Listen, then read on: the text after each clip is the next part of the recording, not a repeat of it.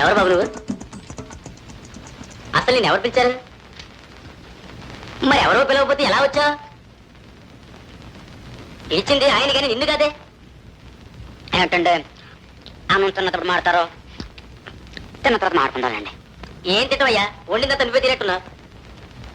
ఆయన పిలిస్తే నువ్వే వచ్చా?